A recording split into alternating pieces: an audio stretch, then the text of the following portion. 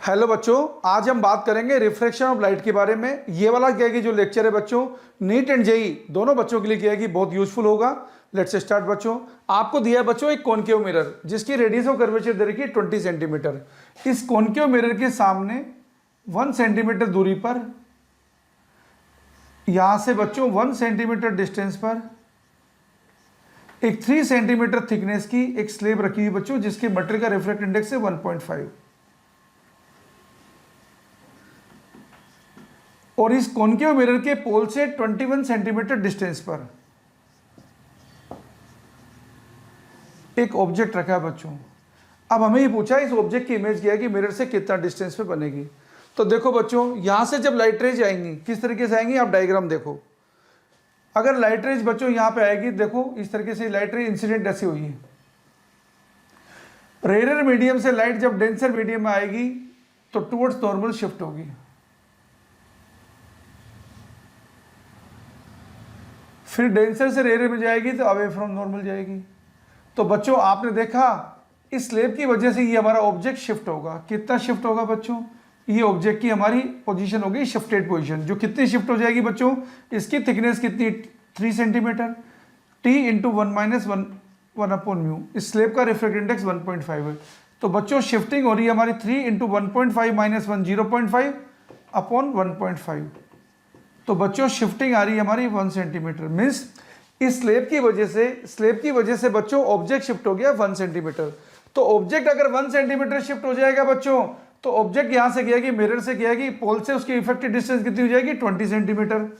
और ये बात जनरलाइज है, जब भी कॉनकेव मिरर में ऑब्जेक्ट उसके सेंटर ऑफ कर्वेचर रखा होता है तो उसकी इमेज सेंटर ऑफ कर्वेचर पर ही बनती है बच्चों। तो यहाँ पे इसकी इमेज सेंटर ऑफ कर्वेचर भी बनेगी। लेकिन जब लाइट रे यहां से क्या है कि वापस लौट के जाएगी बच्चों, तो जितना ऑब्जेक्ट इधर शिफ्ट हुआ है उतना ही क्या है कि उसकी इमेज वापस उधर क्या है कि वापस बैकवर्ड डायरेक्शन में शिफ्ट हो जाएगी बच्चों। तो कहने का मीनिंग अभी हमारी इमेज कितने बनेगी बच्चों, 20 सेंटीमीटर बनेगी, क्योंकि ऑब्जेक्ट सेंटर ऑफ कर्वेचर पर है, इसकी इमेज भी सेंटर ऑफ कर्वेचर बनेगी। अब ये 1 सेंटीमीटर आते टाइम शिफ्ट हुई थी बच्चों, तो जाते टाइम वापस क्या है कि हमारी लाइट रेज 1 सेंटीमीटर दूर चली जाएगी। तो बच्चों फाइनल पोजिशन जो होगी ना इमेज की, जिसको हम पीआई से बोल रहे हैं बच्चों, जो फाइनल पोजिशन होगी बच्चों वो 21 सेंटीमीटर पे होगी। इसका मीनिंग इस क्वेश्चन का आंसर क्या होगा बच्चों, जितनी डिस्टेंस पे ऑब्जेक्ट रखा है उतनी डिस्टेंस पर ही इसकी वापस इमेज बनने वाली, सेम पोजीशन पे इमेज बनेगी। लेट्स सी बच्चों अनदर क्वेश्चन।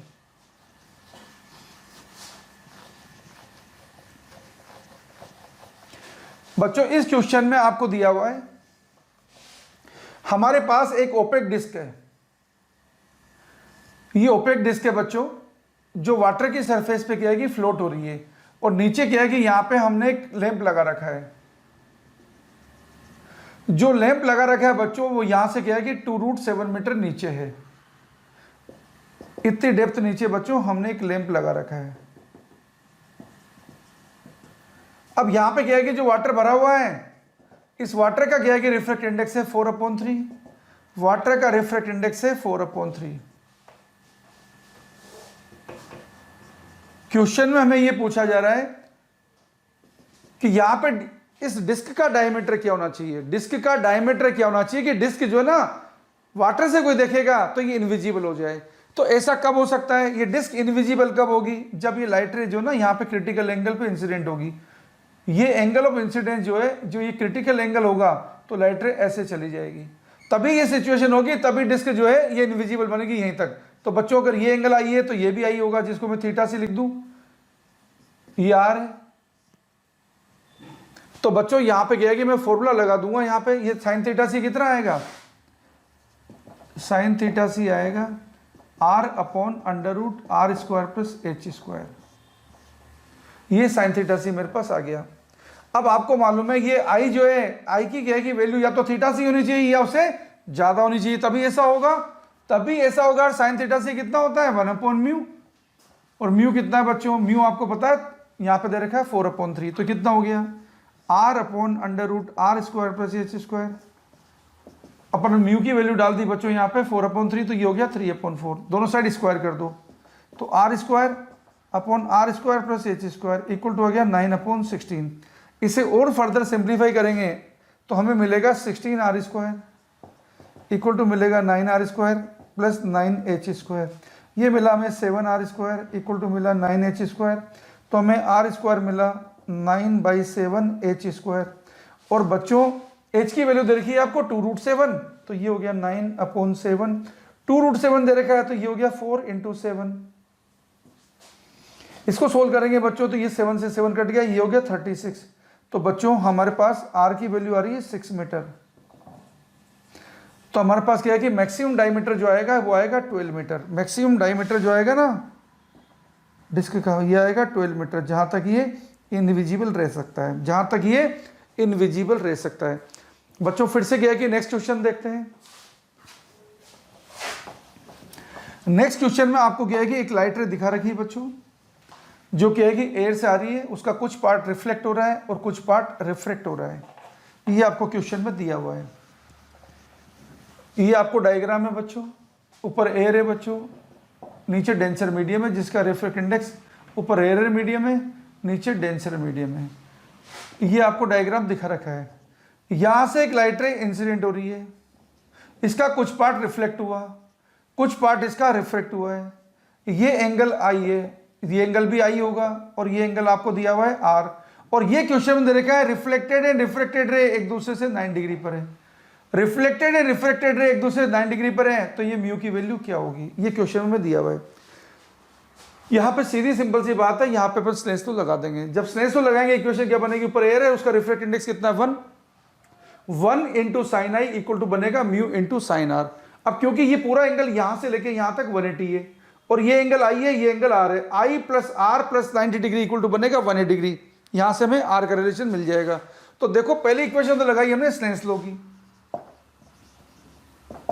जब हमने स्नेस लॉ को यूज करा है इस पॉइंट ओ पर, तो हमने क्या लगाया है 1 × sin i इक्वल लगाया म्यू × sin r। यहां से एक इक्वेशन आ गई है हमारे पास। दूसरी इक्वेशन निकाल रहे हैं हम i + r + 90 degree equal to 180 degree.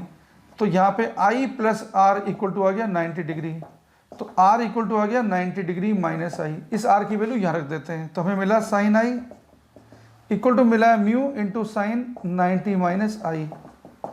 ये हो जाएगा म्यू × cos i, या ये sin i था, तो हमें म्यू क्या मिला, म्यू मिला sin i / cos i, तो म्यू हमें मिला यहाँ पे tan i। हमें रिफ्रैक्ट इंडेक्स ही पूछा था, ये हमारे पास रिफ्रैक्ट इंडेक्स की वैल्यू आ रही है tan i। अगर आपको i निकालना होता तो i को लिख देते tan inverse mu. Let's see बच्चों अनदर क्वेश्चन।